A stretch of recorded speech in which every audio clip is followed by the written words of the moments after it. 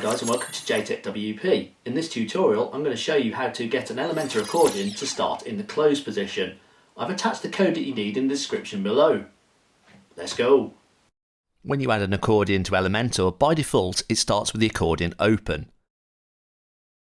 Like that. On the inspector panel there's no option to start with it closed, so what we're going to have to do is add a code into the site to override this. From your dashboard panel on the left, go to Elementor, Custom Code, and then we're going to add a new custom code. We're going to paste the code in here. You can put it in the head or the body or the start or the end, doesn't really make any difference. And I'm going to call it accordion start closed. So I know what it is. Press publish. And we want to set it to entire site if you're going to use it on all your accordions across the entire site. Save and close. Now when I refresh the site,